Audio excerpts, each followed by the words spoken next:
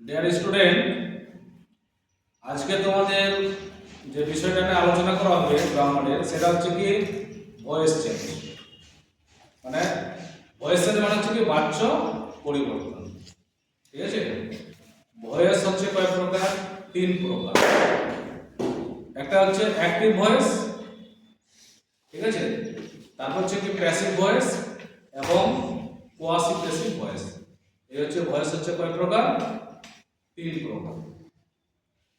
Voice change কাকে বলা হয়? সংজ্ঞাতে বলছে যে সাবজেক্টকে অবজেক্ট এবং অবজেক্টকে সাবজেক্ট ও মূল ভার্বের পাস্ট পার্টিসিপল ফর্ম করার যে রীতি, সেই রীতিটাকে বলা হচ্ছে কি ভয়েস চেঞ্জ। ভয়েস চেঞ্জ করতে গেলে কি করতে হবে? সাবজেক্ট যেটা আছে সেটাকে অবজেক্ট করে দিতে হবে, আর অবজেক্ট যেটা আছে সেটাকে সাবজেক্ট করে দিতে হবে, এবং মূল যেটা ভার্ব থাকবে সেই ভার্বের 3 নম্বর ফর্ম বা পাস্ট পার্টিসিপল ফর্মে রূপান্তরিত করতে হবে। এখন প্রশ্ন হচ্ছে সাবজেক্ট কি জিনিস? সাবজেক্ট কাকে বলা হয়? বলছে যে বাক্যে যিনি হচ্ছে কি কর্তা, বাক্যে যে কি হচ্ছে কর্তা, সেই হচ্ছে সাবজেক্ট। বা অন্যভাবে যদি বলা যায় যে বাক্যে কি করছে, কে বা কারা দিয়ে প্রশ্ন করলে যে উত্তরটা পাওয়া যাচ্ছে সেটা হচ্ছে সাবজেক্ট। সে সাবজেক্টটা কি হতে পারে? নাউন হতে পারে। সে সাবজেক্টটা কি হতে পারে? প্রোনাউন হতে পারে। এবার দেখো অবজেক্ট কি জিনিস? অবজেক্ট মানে হচ্ছে কর্ম। অবজেক্ট কাকে বলা হয়? সহজ কথায় বলতে গেলে কি, যে হোয়াট এবং হোম দিয়ে প্রশ্ন করলে যে উত্তরটা পাওয়া যায় সেটাকে বলা হচ্ছে কি অবজেক্ট। তাহলে সাবজেক্ট এবং অবজেক্ট এই বিষয়তে তোদের কোনো অসুবিধা হবে না। এখন দেখো বোর্ডের বিষয়টাকে আরো ডিসকাস করছি। এই জায়গাতে ধরো একটা আমি কোশ্চেন লিখলাম যে আই ইট রাইস, আমি ভাত খাই। এখন সর্বপ্রথমে আমাকে এখানে ডিসাইড করতে হবে কি সাবজেক্ট কোনটা রয়েছে, অবজেক্ট কোনটা রয়েছে এবং ভার্ব কোনটা রয়েছে। দেখো এই হচ্ছে কি সাবজেক্ট, ঠিক আছে, এটা হচ্ছে কি ভার্ব, আবার এটা দেখো কি হচ্ছে অবজেক্ট। তাহলে ভয়েস চেঞ্জের জন্য মূলত দেখো কি হচ্ছে, একটা সাবজেক্ট, একটা ভার্ব, একটা অবজেক্ট, এই তিনটা জিনিস কিন্তু খুঁজে বের করতে হচ্ছে। ঠিক আছে, এবার দেখো এই যে ভার্ব আছে না, এটা হচ্ছে কি ভার্বের 1 নম্বর ফর্ম।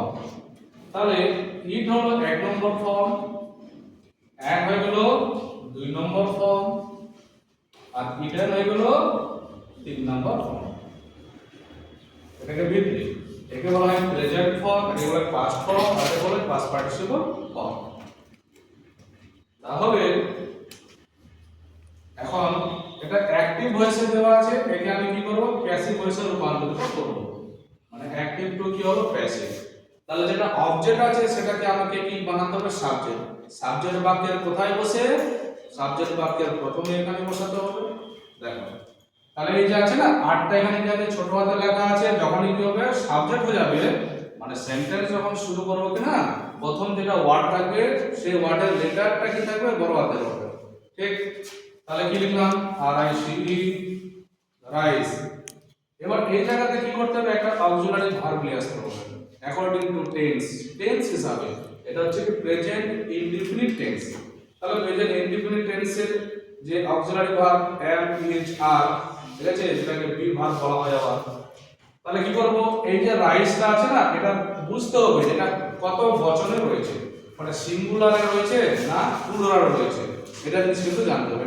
এটা এক বচন না বহু বচন। এটা হচ্ছে কি আনকাউন্টেবল, গোনা যাবে না, যেটা গোনা যাচ্ছে না সেটাকে কি ধরতে হবে, তাহলে এক বচন ধরতে হবে। তাহলে রাইসটা কত বচনে গেল? এক বচন। এক বচনের পরে কি বসে? এম ইজ এর মধ্যে কি বসে? ইজ বসে। তাহলে এখানে বসাতে হবে কি রাইস ইজ। এবার চলে আসবে কি ভার্ব আছে, ভার্বের 3 নম্বর ফর্ম দেখো ইটেন। তাহলে ইট এট ইটেন 3 নম্বর ফর্মটাকে বসে দেব rice is eaten.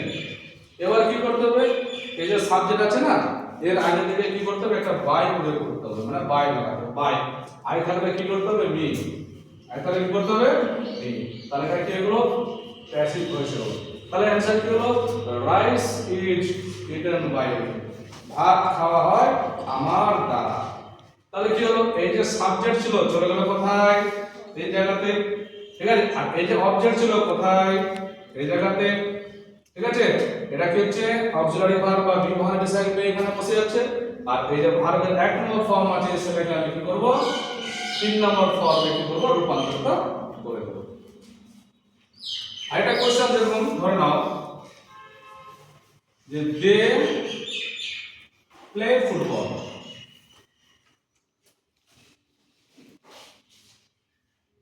They play football, এটা অ্যাক্টিভ ভয়েস আছে, ঠিক আছে। এটাকে প্যাসিভ ভয়েসে রূপান্তরিত করব।